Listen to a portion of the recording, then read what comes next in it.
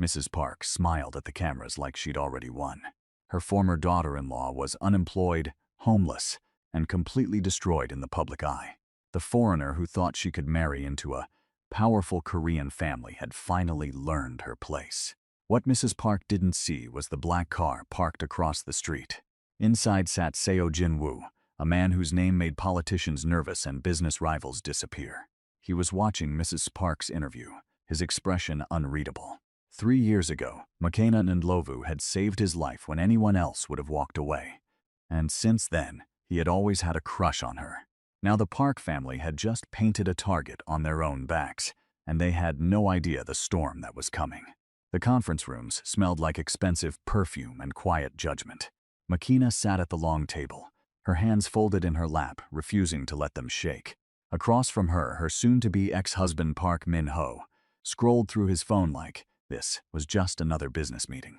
His mother sat beside him, back straight, lips pressed into a thin line of disgust. Mrs. Park had perfected that look over the past 5 years.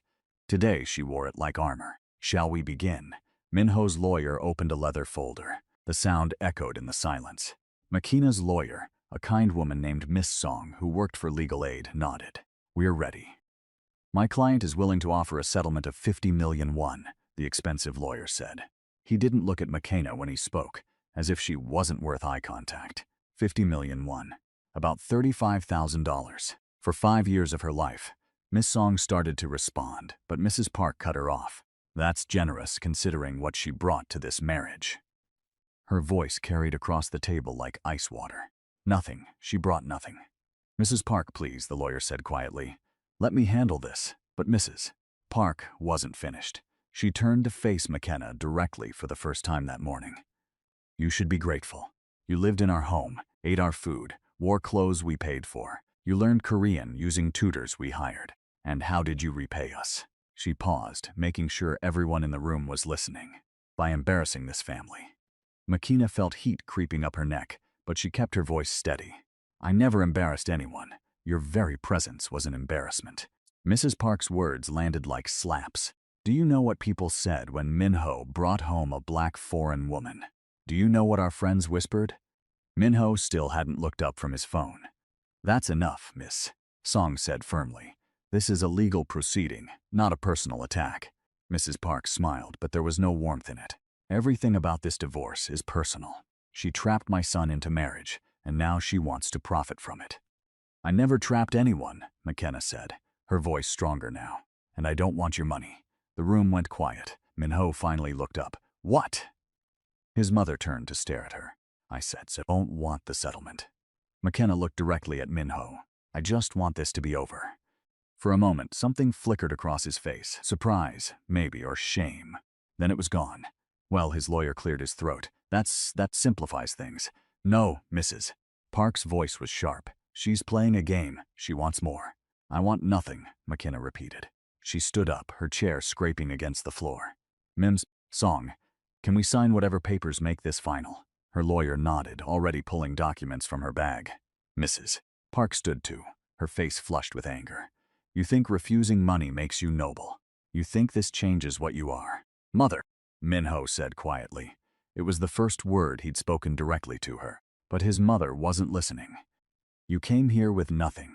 You'll leave with nothing. And everyone will know exactly what kind of woman you really are." The threat hung in the air like smoke. McKenna signed the papers with steady hands. She'd learned something important over 5 years in the Park family. Never let them see you cry. 20 minutes later, she walked out of that building a divorced woman. She thought the worst was over. She was wrong. The first article appeared 3 days later. McKenna was apartment hunting, scrolling through listings on her phone, while sitting in a cheap coffee shop, when her phone started buzzing. Text after text from people she barely knew. "Is this true? OMG, did you see what they're saying? You need to check online right now." Her hands went cold as she opened the search browser. Her name appeared in the suggestions before she finished typing it. The headline made her stomach drop. "Foreign gold digger caught. Park family speaks out about manipulation and lies." The article was on a gossip site, the kind that walked the line between news and fiction, but it looked official enough.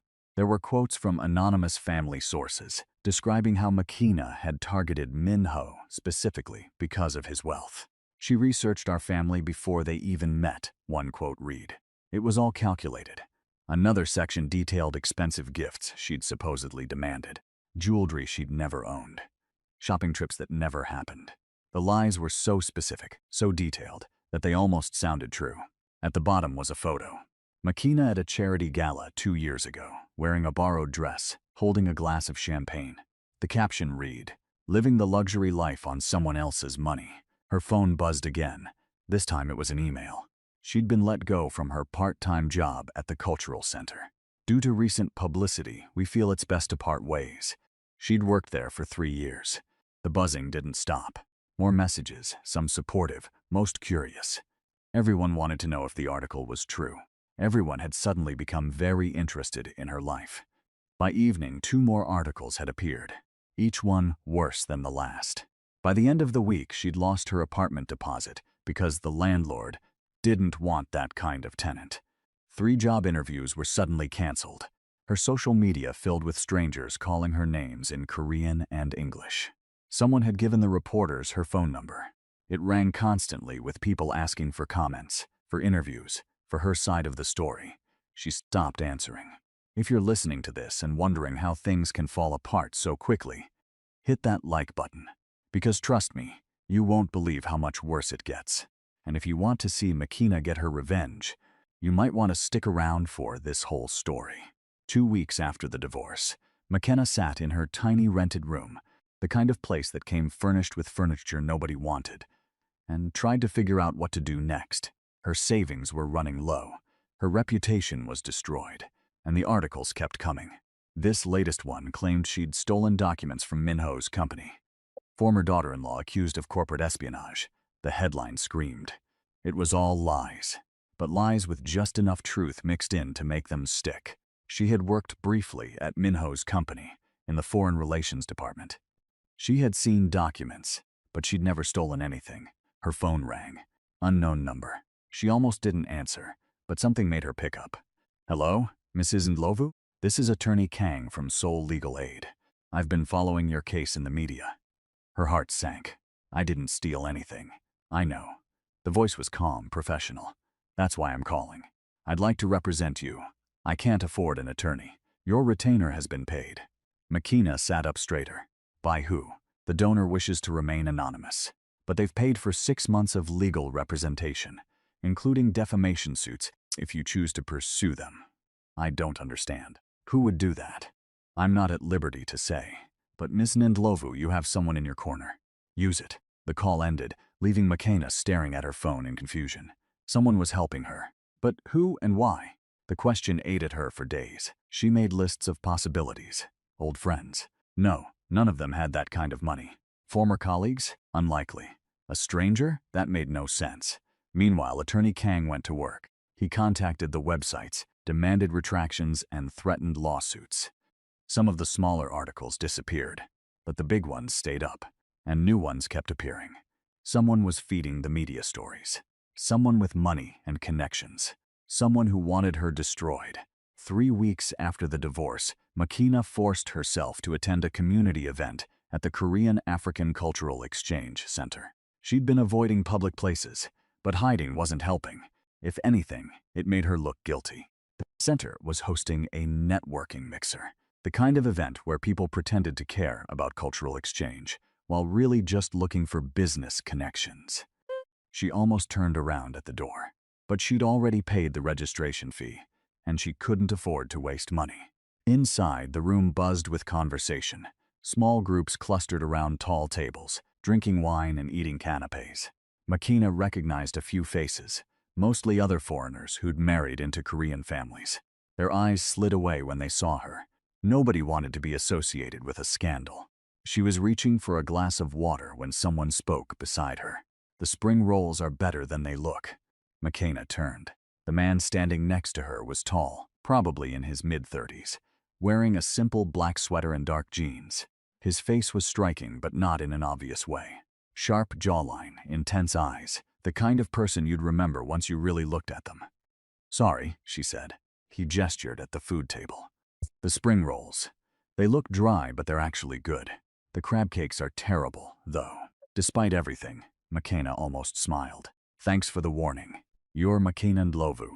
Her defenses went up immediately. And you're someone who reads gossip websites. I'm someone who knows gossip when I sees it. He picked up a spring roll, proving his own recommendation. None of those articles make sense. If you were really a gold digger, you would have taken the settlement money. She stared at him. How do you know about that? Seoul is a small city when you know the right people. He extended his hand. Seo Jin-woo. The name meant nothing to her. She shook his hand anyway. Do you make a habit of talking to strangers about their divorce? Only when the stranger looks like she's about to leave a perfectly good networking event because people are being idiots. They're not being idiots. They're being careful. Same thing. He took a bite of his spring roll. So are you going to hide in the corner all night? Or are you going to make them uncomfortable by staying? McKenna found herself studying him. There was something different about the way he talked to her. No pity, no judgment, no curiosity about the scandals. Just conversation. Who are you really? She asked. Just someone who knows what it's like when people make assumptions. Before she could ask what that meant, someone called his name from across the room. He glanced over, then back at her. I have to go. But McKenna? He waited until she met his eyes. Don't let them make you small. You're better than all of them combined. He walked away before she could respond, disappearing into the crowd. She didn't see him again that night. But when she asked the organizer about him later, the woman's face went pale. Seo Jin-woo was here? At our event? Yes, why? He never comes to things like this. He's very private. Who is he? The woman lowered her voice like they were discussing something dangerous. He owns half the buildings in Gangnam. His company has contracts with the government. People say, she paused, people say he has connections everywhere. The kind you don't ask questions about. McKenna's stomach twisted. What kind of connections? But the woman just shook her head and walked away. That night, McKenna searched Seo Jin-woo online. There wasn't much. A few business articles, always in the background. Photos at charity events, never at the center. Company websites that listed him as CEO, but gave no personal information. And rumors. Lots of rumors. The kind that used words like influential and powerful and best not to cross. The kind that made her wonder why someone like that had bothered talking to her at all. 2 days later, another article appeared. This one had photos. Private photos from her honeymoon. Pictures Minho had taken on his phone, never meant to be public. McKenna on the beach. McKenna at dinner. Intimate moments now displayed for everyone to see and judge. The headline read, "The Honeymoon Scam. How One Woman Fooled Korea's Elite." The article twisted every photo, every moment. That smile wasn't real, it was calculated. That dress wasn't a gift, she'd demanded it. That jewelry wasn't borrowed, she'd kept it. Lies wrapped around truth until you couldn't separate them. McKenna's hands shook as she read. This wasn't just about destroying her reputation anymore. This was about erasing her dignity. She called Attorney Kang. I want to sue all of them. I want to fight this. Miss Ndlovu, I understand you're upset, but litigation takes time and money, and it draws more attention. I don't care. They don't get to do this. There was a pause. Let me make some calls. But McKenna, you need to prepare yourself. This is going to get worse before it gets better. She didn't believe him. She thought it couldn't possibly get worse. Then her mother called from South Africa. Baby, someone sent me the articles. Are you okay? These things they're saying. They're lies, Mama. All of it. I know that. But baby, maybe you should come home. Just for a while. I can't. If I run now, it proves them right. Her mother's sigh traveled across continents. You were always stubborn, like your father. But McKenna, please be careful. These people, they sound dangerous. After they hung up, McKenna sat in the growing darkness of her small room. Outside, Seoul glittered with lights. Millions of people living their lives, going to dinner, meeting friends, falling in love. She'd come to this city 6 years ago with hope. She'd learned the language, tried to understand the culture, and worked hard to fit into Minho's world. And for what? To be called a liar, a thief, a manipulator. Her phone buzzed with a new email. For a moment she was afraid to open it. Another article, another accusation, but it was from Attorney Kang. I've filed preliminary paperwork against 3 publications. Also, someone sent this to my office anonymously. Thought you should see it. Attached was a photo of Mrs. Park having lunch with a journalist. The same journalist who'd written the honeymoon article. The timestamp showed it was from 2 days before the article appeared. Evidence. Not proof exactly, but evidence that the articles weren't random. Someone was orchestrating this. Her phone buzzed again. A text from an unknown number. You don't know me, but I know what they're doing to you is wrong. The Park family is meeting with Congressman Yoon's people tomorrow at Cafe Meal in Gangnam, 2 p.m. Maybe worth investigating why. Makina stared at the message. Congressman Yoon? She knew that name. Minho's company had contracts with his office. She texted back. Who is this? No response. The next day, Makina sat in Cafe Meal at 1:30 p.m., tucked into a corner table with a newspaper in front of her face like some kind of spy movie. She felt ridiculous. This was probably nothing. The text was probably a prank. But she had nothing else to do, and nowhere else to be. At 2 p.m. exactly, Mrs. Park walked in. She wasn't alone.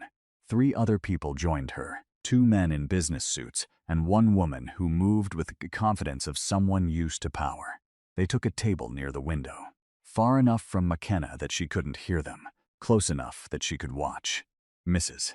Park did most of the talking, gesturing with her hands. One of the men nodded, made notes on a tablet. The woman smiled, but it was the kind of smile that had nothing to do with happiness.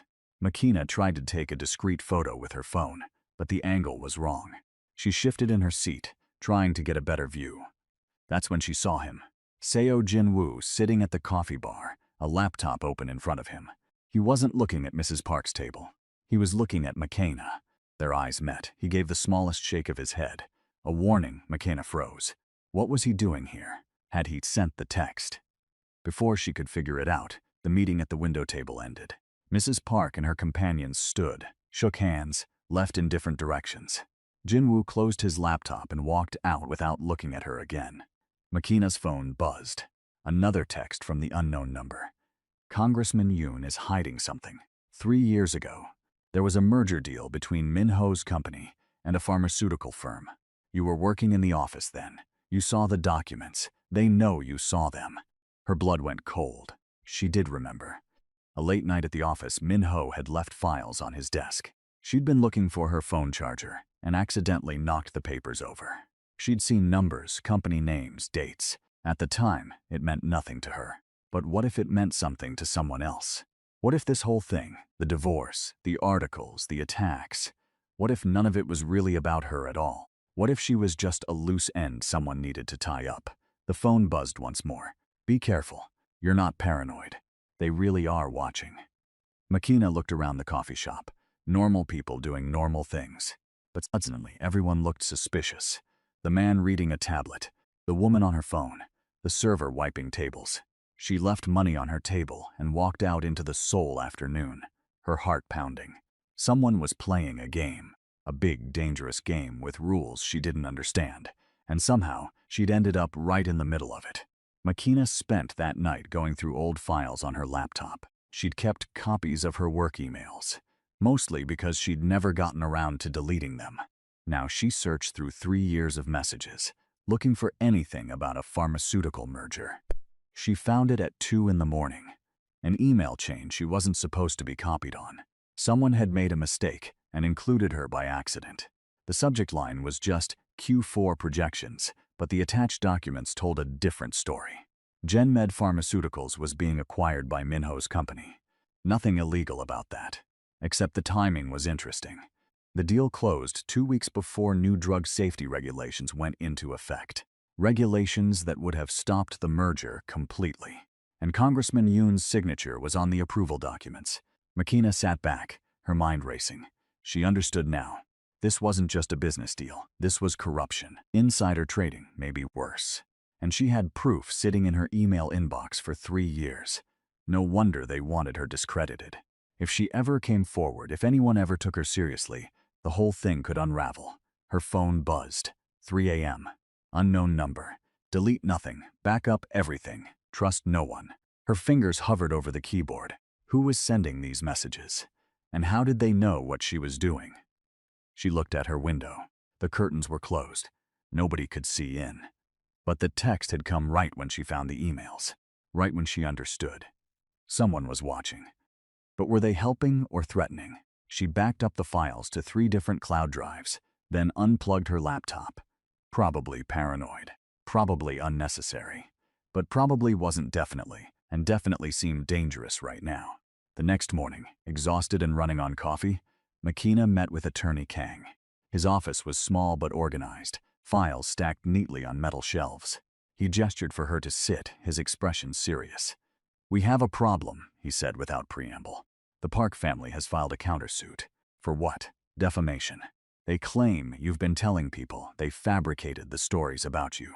They want 200 million won in damages." McKenna laughed. It came out bitter. "I don't have 200 million won. I barely have 200,000. They know that. This isn't about money.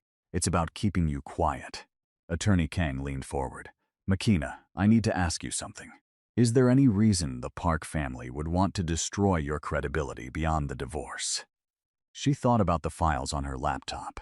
The merger, the congressman, maybe. Maybe isn't an answer. I saw some documents a few years ago about a business deal. I didn't think anything of it at the time, but now," she paused, "now I think maybe it was something important." Attorney Kang's expression didn't change, but something shifted in his eyes. What kind of documents? A merger between Minho's company and a pharmaceutical firm. The timing seemed convenient. "Do you still have these documents?" "Copies. In my email." He was quiet for a long moment. Then he stood and closed his office door, something he hadn't done before. "Mrs. Ndlovu, I'm going to be very direct with you. If what you're suggesting is true, you're not dealing with a family dispute anymore. You're dealing with people who have significant resources and significant motivation to protect themselves. I know. I don't think you do." He sat back down. "These people can do more than write mean articles. They can fabricate evidence. They can make you disappear from polite society entirely. They can." He stopped. "What?" "They can make things very difficult, and my legal aid budget only covers so much." McKenna felt cold. "Are you saying you can't help me?" "I'm saying I'm out of my depth. You need someone with more resources, more connections." "Like who?" "I don't know anyone like that." Attorney Kang pulled out a business card. Heavy paper, simple design, just a name and phone number. "This is the person who paid your retainer. They left this card and said if things escalated, you should call directly." McKenna took the card. The name meant nothing to her. "Who is Lee Sung-min?" "I don't know. But someone who can afford my fees for 6 months without blinking? Someone who knew you'd need help before you did? That's someone with resources." She stared at the card. The phone number had a Seoul area code. Nothing else identifying. "Why would a stranger help me?" "That's a question you'll have to ask them yourself." McKenna left the office with the card burning a hole in her pocket. She made it 2 blocks before calling the number. It rang 3 times. "Hello." A woman's voice, professional but not cold. "Hi, this is McKenna Ndlovu. Attorney Kang gave me this number. 1 moment, please." Silence, then a click. A different voice, male this time. "Mims. Ndlovu. I've been expecting your call." Something about the voice was familiar. McKenna stopped walking. "Who is this?" "Someone who wants to help. Can we meet?" "Somewhere public. Your choice." "Why should I trust you?" "Because I've been helping you for weeks and haven't asked for anything in return. But if you want to handle this alone, I understand." "The offer expires in 24 hours. The line went dead. McKenna stood on the sidewalk, people flowing around her like water around a stone. Every instinct screamed this was a trap, but every fact whispered she needed help. She called back. The woman answered again. "I'll meet," McKenna said. "Seoul Forest by the main fountain, 1 hour. And I'm bringing pepper spray." A pause, then what might have been a laugh. "Wear comfortable shoes. We'll be walking." 1 hour later, McKenna stood by the fountain, watching people jog past with their dogs. Couples took selfies, kids fed ducks, normal life. She was so focused on watching the paths that she didn't notice him until he spoke. "You actually brought pepper spray." She spun around. Seo Jinwoo stood 3 feet away, hands in his pockets, wearing a light jacket and jeans. He looked nothing like the mysterious benefactor she'd been imagining. "You," she said. "Me. You're Lee Sung-min? That's my assistant. I prefer to keep my name out of certain transactions." He gestured to the path. "Walk with me?" McKenna didn't move. "Why are you helping me?" "Because 3 years ago you helped me. You don't remember, do you?" "Remember what?" It was raining. Late night in Itaewon. He paused, choosing words carefully, in a difficult situation, bleeding. Someone had, let's say I'd made enemies. You found me in an alley, Makina's breath caught. She did remember. A man hurt, his face half covered in blood. She'd called an ambulance, stayed with him until it arrived. She'd never even learned his name. That was you? You told the paramedics I was your friend so they'd let you ride along. You stayed at the hospital for 3 hours, even though I was unconscious. You paid the initial treatment fee with money you probably didn't have. He met her eyes. The nurse told me later. A black foreign woman who barely spoke Korean but refused to leave until she knew I'd be okay. That was nothing. Anyone would have done that. No, they wouldn't. People see me in trouble and they walk the other way, either because they're scared or because they think I deserve it. He started walking, slowly. This time Makina followed. You didn't know who I was. You just saw someone who needed help. They walked in silence for a moment. Makina's mind was spinning. So this is what, payback? She finally asked. This is me making sure the one person in Seoul who treated me like a human being doesn't get destroyed by people who treat humans like chess pieces. The articles, the legal fees, that was all you? Some of it. Let's say I've been encouraging certain journalists to reconsider their stories.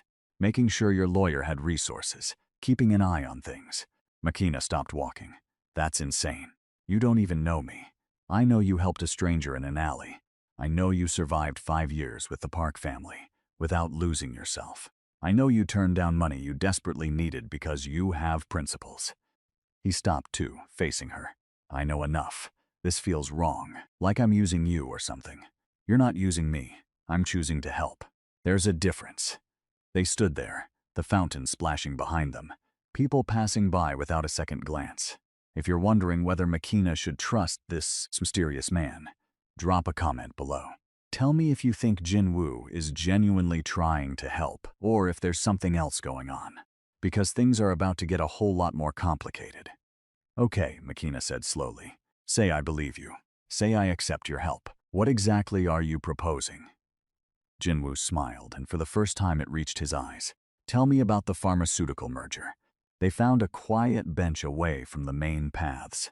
Makina explained what she'd found. The emails, the timing, Congressman Yoon's involvement. Jinwoo listened without interrupting. When she finished, he was quiet for a long moment. You realize what you have, he finally said. Evidence of corruption. Evidence that could destroy some very powerful people. That's why they're coming after you so hard. They're not just protecting a reputation. They're protecting their freedom. So what do? You have 2 choices. Give me the files, let me handle this quietly, and disappear from their radar. Or, he paused, you fight. You go public. You make so much noise they can't silence you. What would you do?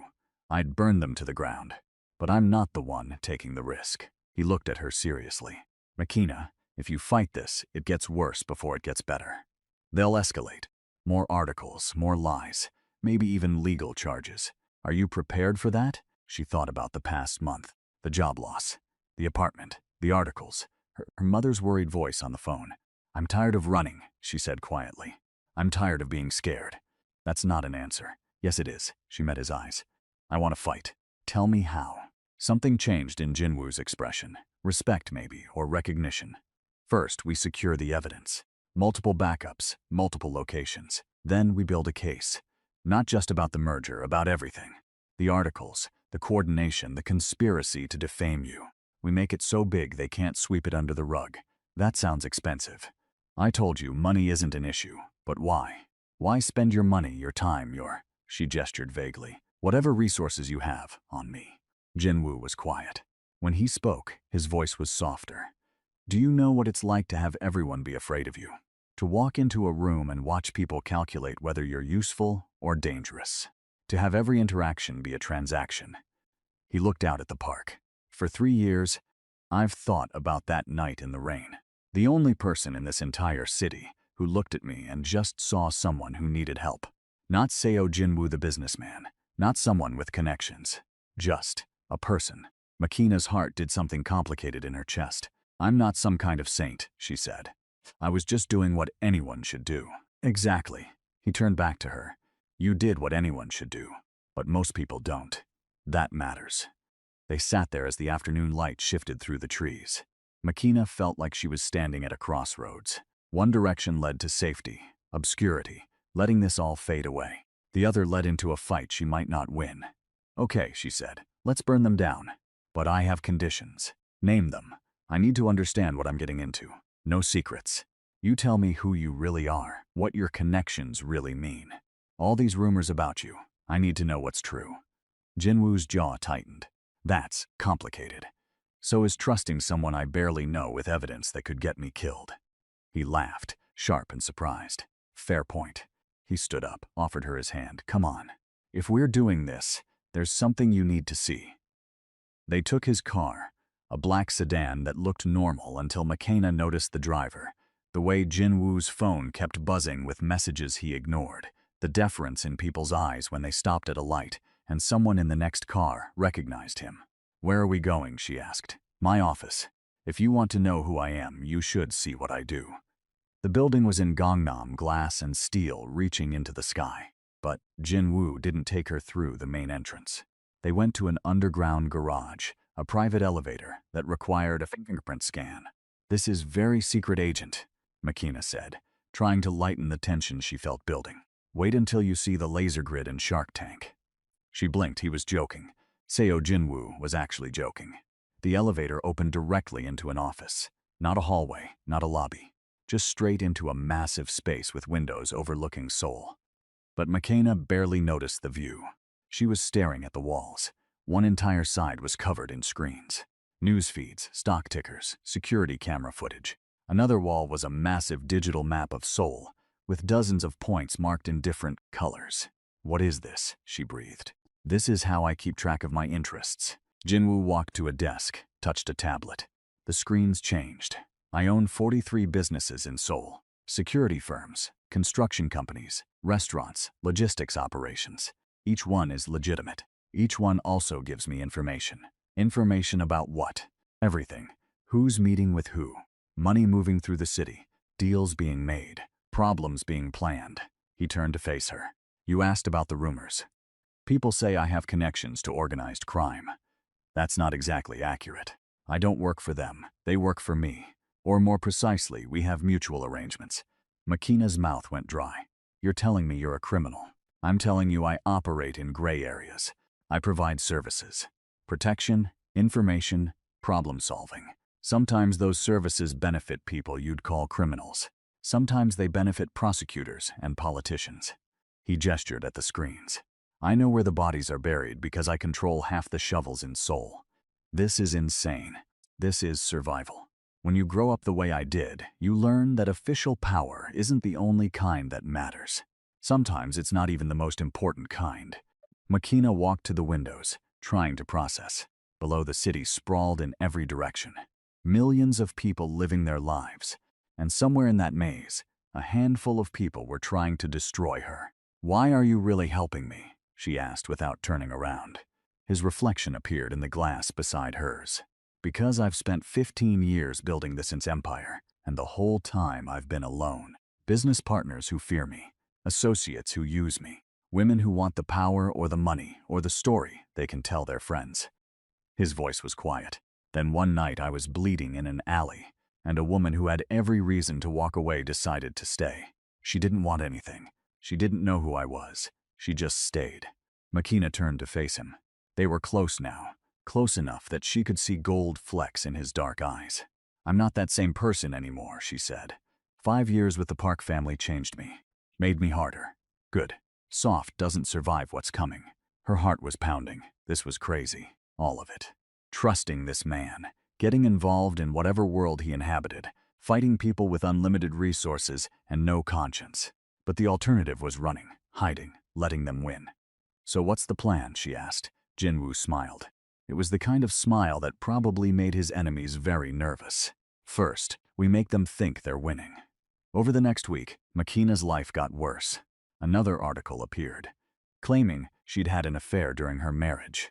The source was supposedly a hotel employee, complete with dates and room numbers, all fabricated, but detailed enough to be believable. She lost another job opportunity. A small company that had been interested in hiring her suddenly went silent. Her social media exploded with hate. People she'd never met felt entitled to tell her exactly what they thought of her in the most vicious language possible. But this time, Makina knew something they didn't. Jinwoo's team was documenting everything. Every article, every source, every connection. Building a web that linked Mrs. Park to journalists. Journalists to Congressman Yoon's office. The congressman's office to the pharmaceutical company. "It's beautiful," Jinwoo's assistant Sung-min said, showing McKenna the evidence chart.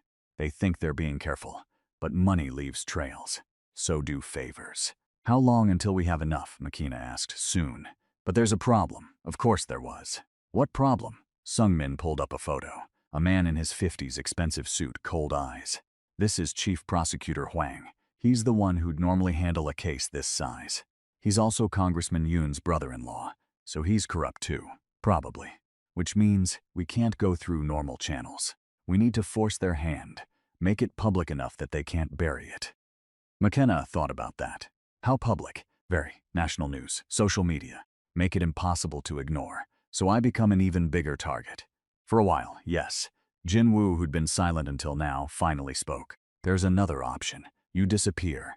Take the evidence, leave Korea. I have contacts in South Africa. You could go home, be safe." McKenna looked at him. "Is that what you want me to do? I want you alive and whole. Everything else is negotiable." The way he said it made her chest feel tight, like he actually meant it. Like she wasn't just a project or a debt to repay. "I'm not running," she said. "When do we make our move?" Sung-min and Jinwoo exchanged glances. "There's a charity gala in 2 weeks," Sung-min said. "Everyone will be there. The Parks, Congressman Yoon, all their associates. Press coverage, live streaming. If you were to make a statement then, they'd destroy me before I finished the first sentence. Not if we destroy them first." Jinwoo pulled up a timeline on the screen. "We leak preliminary evidence the day before. Just enough to make people curious. Then at the gala, you give the full story. Names, dates, documents. Everything. They'll sue me into oblivion.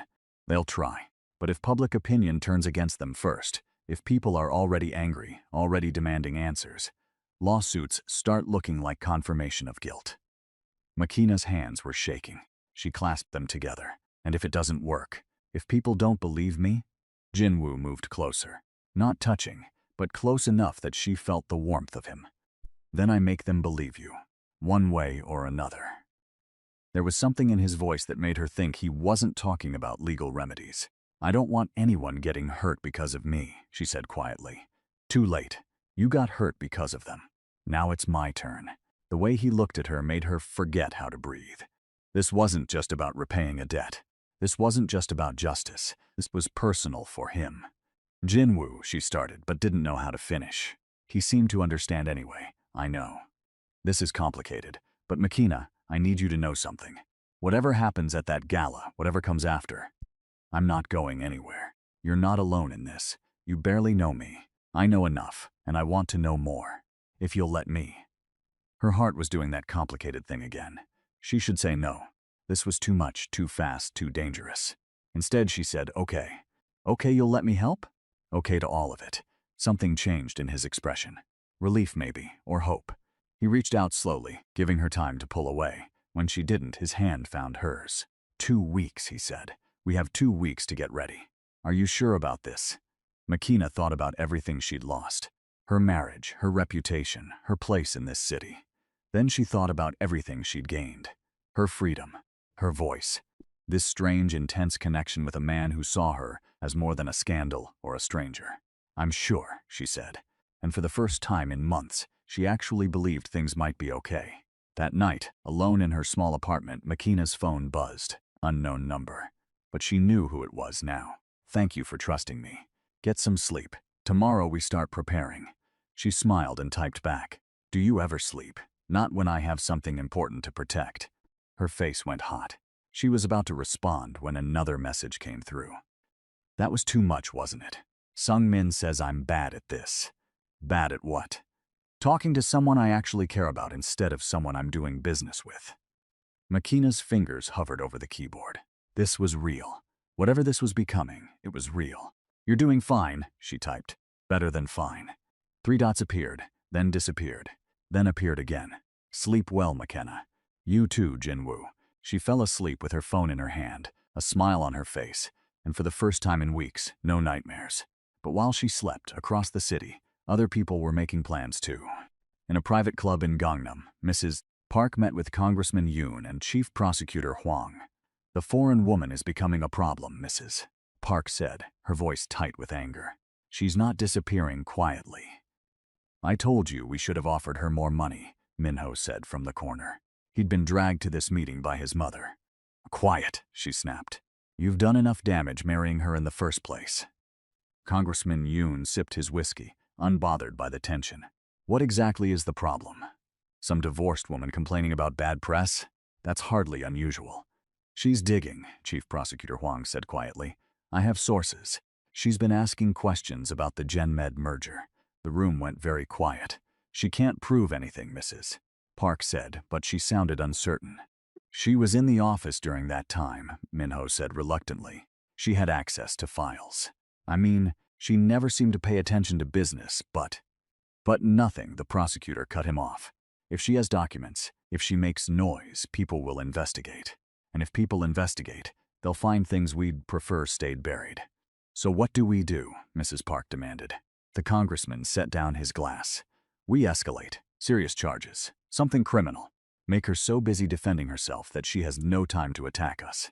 "What kind of charges?" "Theft, fraud, maybe even industrial espionage. I have contacts who can create paper trails, manufacture evidence.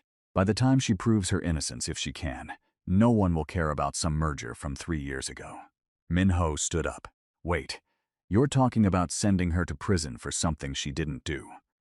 "I'm talking about protecting all of us from something we did do," the congressman said coldly. "Unless you'd prefer to be the one in prison." Minho sat back down. "When?" Mrs. Park asked. "Soon. Before she gains any more sympathy. Before anyone starts taking her seriously." The prosecutor smiled. "Don't worry. I've done this before. By the time we're finished, McKenna and Lovu will wish she'd never heard of Korea." They didn't know that outside the private room, a server was listening. A server who worked for Jin Woo. A server whose earpiece was transmitting every word to a recording device 3 blocks away. The war was about to begin, and neither side knew yet just how badly it was going to hurt before it was over. Jin Woo called McKenna at 6 in the morning. "They're making their move. Get dressed. I'm sending a car." She was still half asleep. "What? What move? I'll explain when you get here." "Pack a bag. You're not going back to your apartment for a few days." That woke her up. "Jin Woo, what's happening?" "They're going to file criminal charges. Today. I need you somewhere safe before the arrest warrant goes through." Her stomach dropped. "Arrest warrant? Trust me. Please. The car will be there in 10 minutes. He hung up before she could argue. McKenna threw clothes into a bag with shaking hands. Criminal charges. They were actually going to have her arrested. For what? What could they possibly claim she did? The car arrived exactly 10 minutes later. The driver was a woman this time, professional and silent. She drove through Seoul's early morning traffic like she'd done this 1,000 times. They didn't go to Jinwoo's office. Instead, the car pulled into an underground garage beneath a luxury apartment building. The driver led her to a private elevator. "Top floor," she said. "He's waiting." The elevator opened directly into an apartment. No, not an apartment. A penthouse. Floor-to-ceiling windows showing Seoul waking up below. Minimalist furniture. Art on the walls that probably cost more than McKenna's entire education. Jinwoo was on the phone, pacing. When he saw her, he ended the call immediately. "You're here. Good." He looked exhausted, like he hadn't slept. "Coffee?" "Explanation," McKenna said. He gestured for her to sit, then pulled up a recording on his tablet. "Listen to this." It was the conversation from the private club. Mrs. Park, the congressman, the prosecutor, all of it. Planning to frame her, create evidence, send her to prison. McKenna's hands clenched into fists. They're actually going to do this. They already started. Chief Prosecutor Hwang filed preliminary paperwork last night. By this afternoon, there'll be an arrest warrant for corporate espionage and theft of trade secrets. Based on what evidence? Evidence they're creating right now. Fake emails, forged documents, probably a witness or two they've paid off. Jinwoo sat across from her. "But we have this recording. We have proof they're conspiring against you. So we go public now. Release the recording. Stop them before. If we release it now, They'll claim it's fake, that we fabricated it to defend you against legitimate charges. We need to wait. Wait for what? For them to arrest me? No. Jinwoo's voice was firm. I won't let that happen. But if we move too soon, we lose the element of surprise. They need to think they're winning. Makina stood up, too agitated to sit. So what? I just hide here while they tell the entire country I'm a criminal. Yes. That's insane. That's strategy. He stood too, moving closer. Makina, I know this is hard, but we're so close. 2 more weeks until the gala. We release everything then, all at once. The recording, the merger documents, everything. We bury them so completely they can't recover. And if something goes wrong, if they find me here, they won't. This building has security that makes the Blue House look casual. You'll be safe. She wanted to argue, but the look in his eyes stopped her. He wasn't just being strategic. He was genuinely worried about her. Okay, she said quietly. 2 weeks. But Jinwoo, I can't just sit here doing nothing. I'll go crazy. You won't be doing nothing. We have work to do. Preparing your statement, organizing evidence, getting ready for the gala. He smiled slightly. Also, Sungmin is bringing breakfast. She makes really good kimchi jjigae. Despite everything, McKenna almost laughed. You're trying to bribe me with stew? Is it working? Maybe. The news broke at noon. Former chaebol daughter-in-law wanted for corporate espionage. The articles were everywhere. Television news, online media, social platforms. Photos of Makina that made her look suspicious, guilty. Quotes from anonymous sources claiming she'd stolen trade secrets worth billions of won. Minho gave a statement. He looked appropriately sad and betrayed. I trusted her completely. We all did. To learn she was stealing from the company this whole time, it's devastating. Mrs. Park appeared on a news program, dabbing her eyes with a handkerchief. We tried to protect her.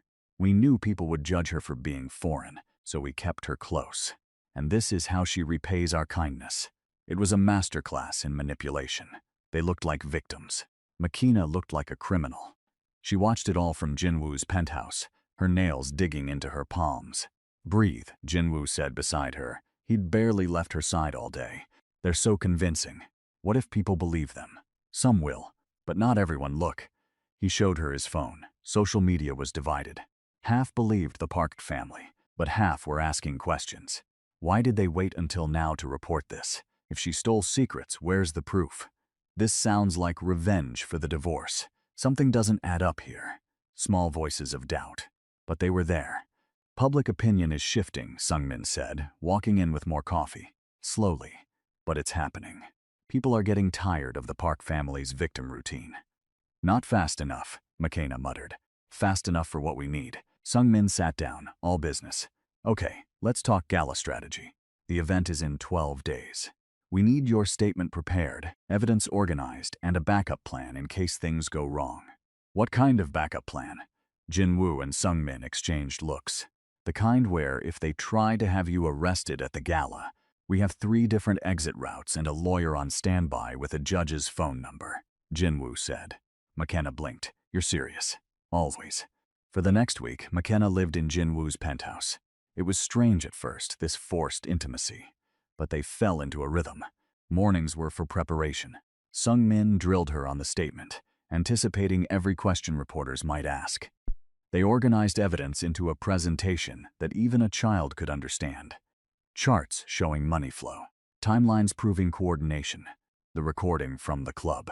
Afternoons, Jinwoo worked from home, his office set up on the dining table. Makina found herself watching him sometimes. The way he focused completely on whatever problem he was solving. How he spoke to people, always calm but with an edge that made them listen. Evenings were quieter. They'd eat dinner together. Usually something Sungmin had ordered, because neither of them could cook. They'd talk about everything except the case. Makina told him about growing up in Johannesburg, her family, why she'd come to Korea in the first place. He told her about building his empire from nothing. Growing up poor, angry, determined to never be powerless again. I'm not a good person, he said one night. They were sitting by the windows, watching the city lights. I've done things I'm not proud of. Hurt people who probably didn't deserve it. Why are you telling me this? Because you should know. Before this goes any further, you should know what you're getting into. Makina looked at him. Really looked. The sharp edges, the careful control, the loneliness he tried to hide. "I think you're better than you believe you are," she said quietly. His laugh was bitter. "You have too much faith in people. Maybe. Or maybe you've spent so long being what people expected that you forgot who you actually are." He turned to face her. They were close now, the space between them charged with everything unsaid. "And who do you think I am?" His voice was low. Someone who spent 3 years remembering a stranger who helped him. Someone who's using all his power to protect someone else instead of himself. Someone who makes sure I eat even when he forgets to. She smiled. Someone who's terrible at pretending he doesn't care. "Makina," he started, but she wasn't finished. "I know this is complicated. I know the timing is terrible. I know you're probably not looking for whatever this is. But Jinwoo, I need you to know something too." She took a breath. "I see you. Not the rumors, not the reputation. You. And I like what I see." The silence stretched between them. Then Jinwoo did something she'd never seen him do. He smiled. Really smiled. The kind that transformed his whole face. "I've been trying not to say that for 2 weeks," he admitted. "Why?" "Because you're dealing with enough. Because the last thing you need is me making this more complicated. Because..." He stopped. "Because what?" "Because I've never felt like this before, and it's terrifying." Makina's heart was pounding so hard she was sure he could hear it. "Like what?" "Like I'd burn down the entire city if it meant keeping you safe.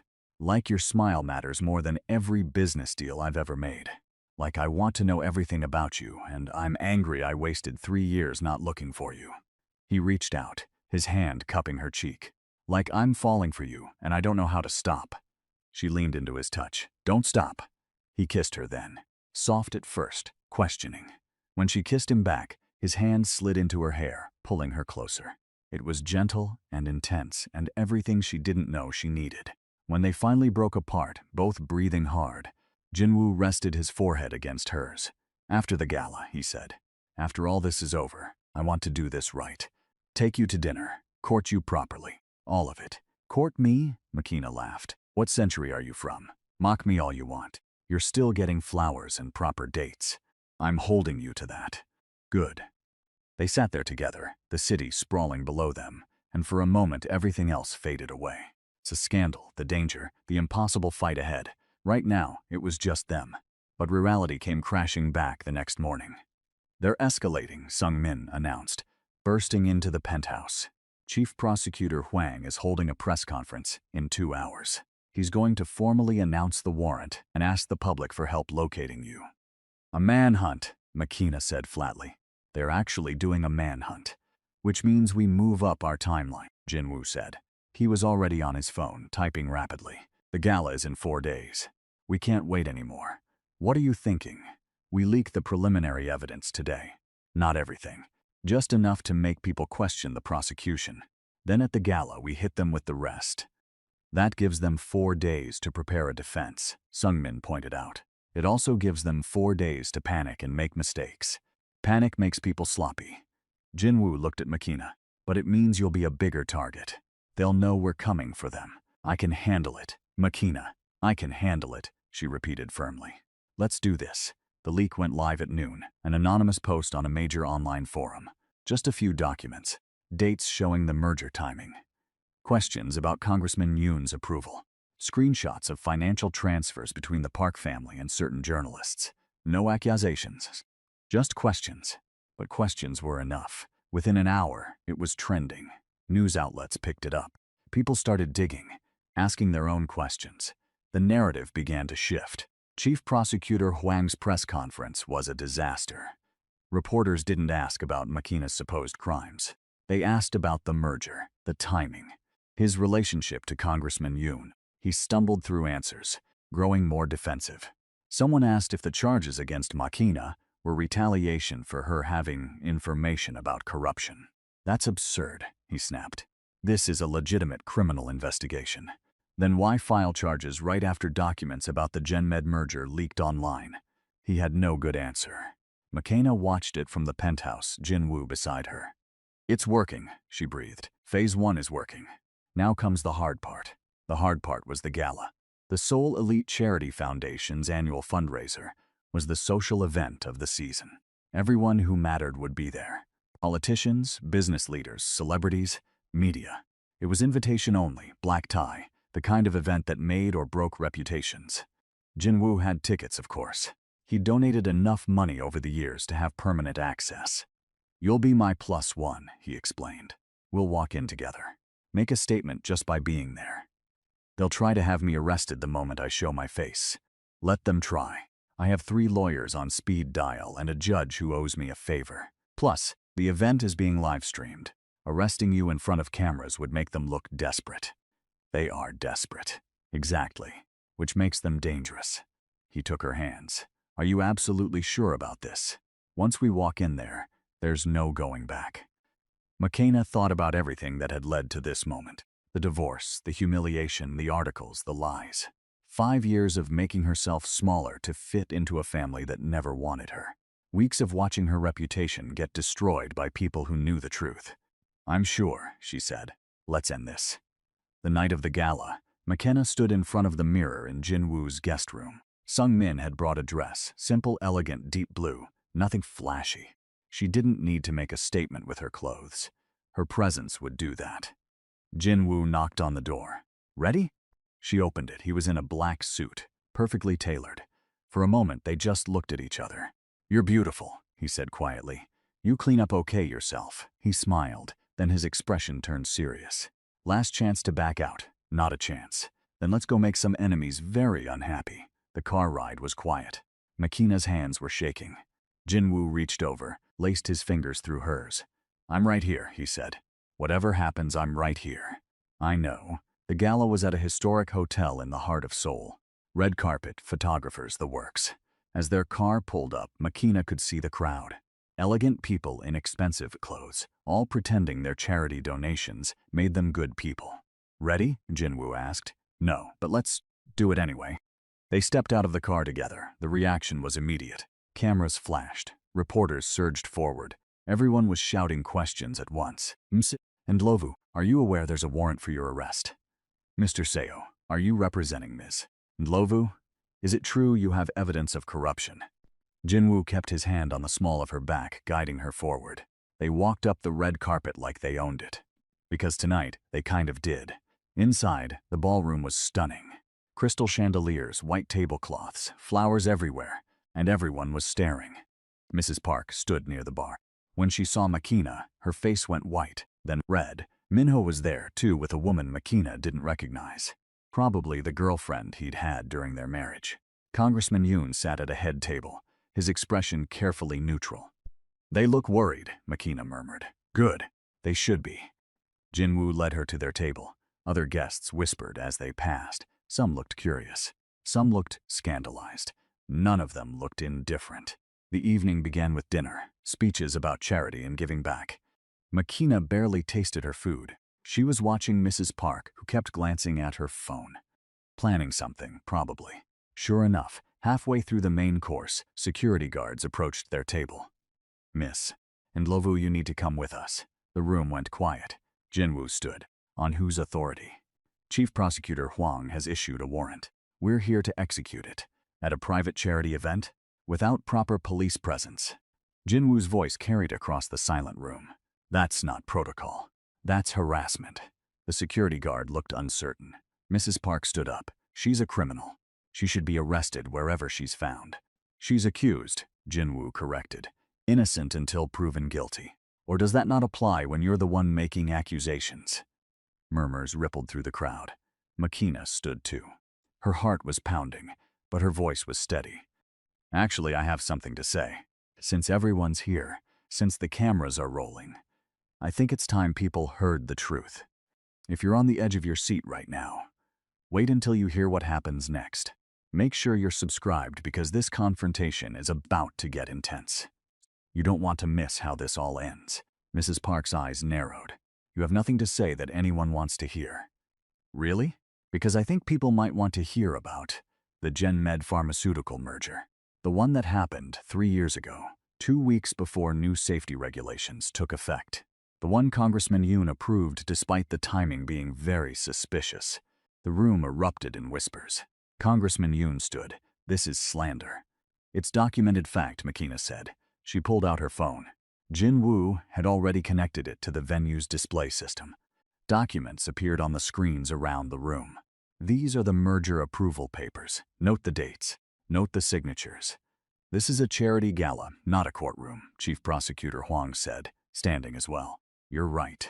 In a courtroom, you'd have to explain why you filed criminal charges against me the same week these documents leaked online. Makina advanced to the center of the room. The cameras followed her. This was being live-streamed to thousands of people. You'd have to explain why my ex-mother-in-law has been meeting with journalists, feeding them false stories about me for weeks. Lies, Mrs. Park hissed. Really? Because I have photos, dates, financial records showing payments from the Park family to 3 different media outlets. More documents appeared on screen. I have emails proving coordination between your family, the congressman's office, and the prosecutor's office. Minho stood now too. Makina, stop. You don't know what you're doing. I know exactly what I'm doing. I'm exposing the truth you all tried so hard to bury. She looked directly at him. You wanted to divorce me? Fine. I never loved you either. But your family decided I knew too much, that I'd seen too much. So they launched a campaign to destroy my credibility. Make me look like a liar so if I ever came forward, no one would believe me. This is fantasy, Congressman Yoon said. But he looked worried. Is it? Jinwoo stepped forward. Then explain this. He played the recording. The conversation from the private club. All of it. Their voices filled the ballroom, planning to frame Makina, create false evidence, send her to prison. The room was dead silent. When it finished, Mrs. Park was shaking. That was taken illegally.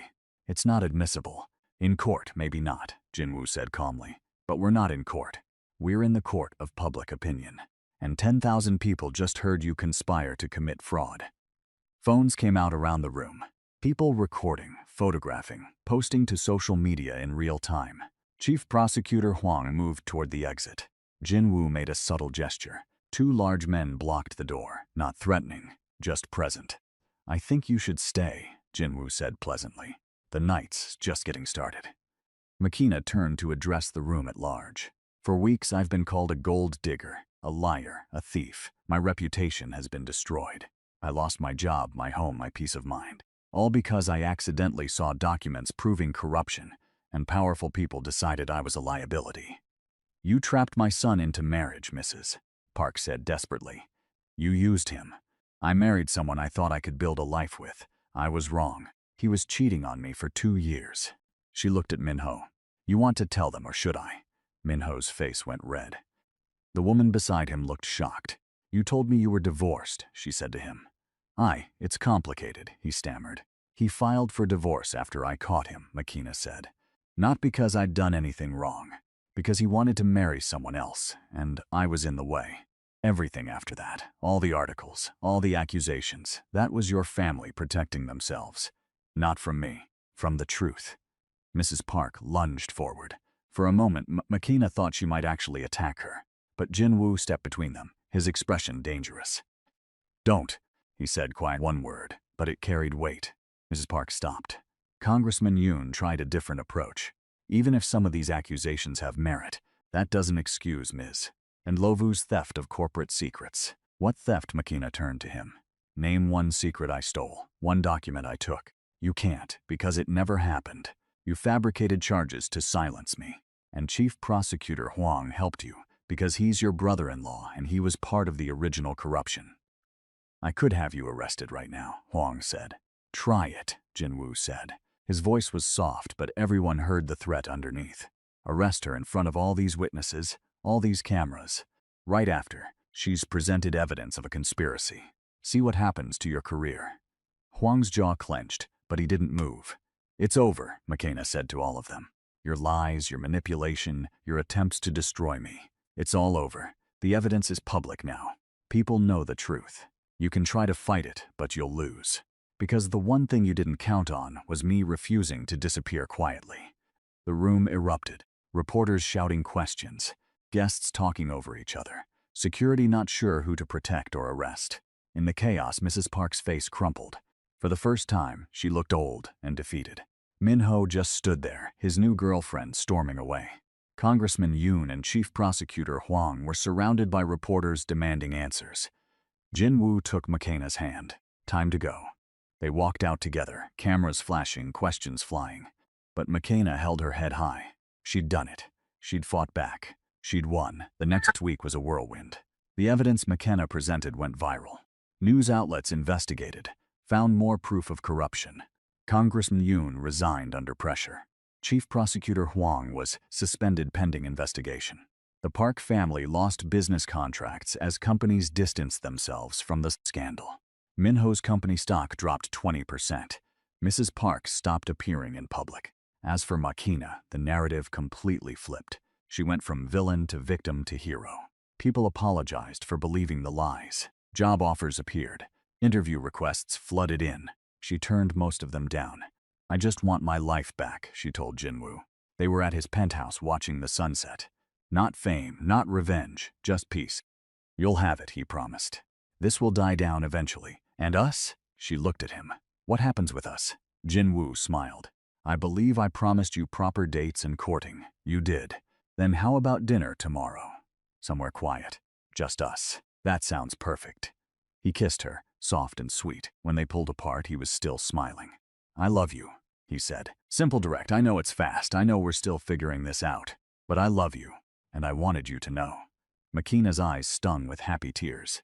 "I love you too." They stood there together. Two people who'd found each other in the strangest circumstances. He'd spent 3 years remembering her kindness. She'd spent weeks learning his hidden depths. Now they had the chance to build something real. 3 months later, McKenna had a new job at an international nonprofit. She'd moved into a beautiful apartment, paid for with her own money. She'd reconnected with friends, rebuilt her reputation, started healing, and she was happy. Actually, genuinely happy. She and Jinwoo went on proper dates. Museums, restaurants, long walks through Seoul. He introduced her to parts of his world. She showed him parts of hers. They learned each other, slowly, deliberately. Some people whispered about them. The disgraced ex-wife and the dangerous businessman. But McKenna found she didn't care anymore what people thought. One evening, she came home to find a package at her door. No return address, just her name in unfamiliar handwriting. Inside was a USB drive and a note. "Congratulations on your victory. But the game isn't over. Someone else has been watching. Someone else knows what you know. Be careful who you trust, even him." The note wasn't signed. McKenna's blood ran cold. She checked the USB drive on her laptop. It contained photos. Photos of her and Jinwoo, taken from angles his security cameras didn't cover. Private moments. The coffee shop where they'd first talked. The park where he'd told her about helping him. Even inside his penthouse, though how someone could photograph through those windows she couldn't imagine. At the bottom was a video file. She almost didn't click it, but she had to know. The video showed a meeting. Jinwoo, sitting across from someone McKenna didn't recognize. The conversation was muted, but there were subtitles. "Can you control her?" "I don't control her. I protect her." "Same thing." "Will she keep quiet about the other files?" "What other files?" "Don't play games." The Gen-Med merger wasn't the only thing she saw. Jinwoo's expression on the video was unreadable. "She doesn't know about the rest, and she won't. I'll make sure of it." The video ended. McKenna sat there, her whole world tilting. What other files? What else had she seen that she didn't remember? And was Jinwoo protecting her, or protecting secrets? Her phone buzzed. Jinwoo calling. "Hey beautiful, I'm on my way over. Want me to bring dinner?" McKenna looked at the USB drive, at the photos, at the video of the man she loved discussing, keeping secrets from her. Actually, she heard herself say, "I'm not feeling great." Rain check? A pause. "Are you okay? Do you need anything?" "Just tired. I'll call you tomorrow." After they hung up, McKenna sat in the growing darkness of her apartment. She'd thought the fight was over. She'd thought she'd won. But this package, these photos, this video, they suggested something else entirely. The war might have just been the opening act, and the real battle was about to begin. So there you have it. McKenna took on her powerful in-laws and won. She found love with someone who saw her for who she really was. But now there's a mystery even bigger than the one she just solved. Who's been watching them? What other secrets are hiding in her past? And can she trust Jinwoo completely? Or is he hiding something that could destroy them both? If you enjoyed this story, hit that subscribe button. Drop a comment telling me what you think is on those other files, and whether you think Jinwoo is being honest with McKenna. because something tells me their story is far from over. And whatever comes next, it's going to be even more intense than what we just witnessed. Thanks for watching. I'll see you in the next one.